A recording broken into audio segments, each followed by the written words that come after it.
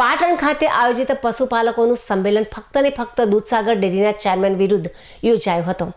પાટણ જિલ્લાના 5 તાલુકામાંથી 5 થી 7,000 પશુપાલકોની સંમેલનમાં હાજર રહ્યા હતા। મહેસાણા દૂધસાગર ડેરીના ચેરમેનના પશુપાલકોને ઢાલા વચનો અને પશુપાલકો વિરુદ્ધ કરાયેલ નિર્ણયોને લઈને સર્જાયેલ વિવાદ દિન પ્રતિદિન વકરી રહ્યો છે, જેના પડઘા તાજેતરમાં પાટણ જિલ્લાના હારીજ ખાતે યોજાયેલા પશુપાલક સંમેલનમાં પડ્યા હતા। ત્યારે એક વધુ પશુપાલકોનું સંમેલન બુધવારના રોજ પાટણ ખાતે આયોજિત કરવામાં આવ્યું હતું। આ સંમેલનમાં પશુપાલકોને સ્પર્શતા કુલ 17 પ્રશ્નોની માંગ સાથે પાટણ જિલ્લાના 5 તાલુકામાંથી અંદાજિત 5 થી 7,000 પશુપાલકો દૂધસાગર ડેરીના ચેરમેન વિરુદ્ધ શહેરના ખાડિયા ગ્રાઉન્ડમાં પશુપાલકોનું આક્રોશ સંમેલન યોજાયું હતું। પાટણ ખાતે યોજાનારા સંમેલન પૂર્વે પાટણ શહેરના વિવિધ વિસ્તારોમાં દૂધસાગર ડેરીના ચેરમેન અશોક ચૌધરીના વિરુદ્ધમાં બેનરો પણ લાગ્યા હોય ત્યારે બુધવારે યોજાનારા સંમેલનને અનેક અટકળો વહેતી થઈ હતી।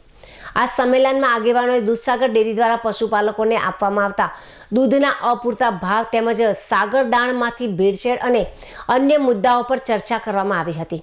આયોજકોએ પશુપાલકોને દૂધના ભાવમાં વધારો, સાગરદાણની ગુણવત્તામાં સુધારો અને અન્ય પડતર પ્રશ્નો પર ચર્ચા કરવા માટે દૂધસાગર ડેરીના ચેરમેનને ખુલ્લા મંચ પર જવાબ આપવા પડકાર ફેંક્યો હતો।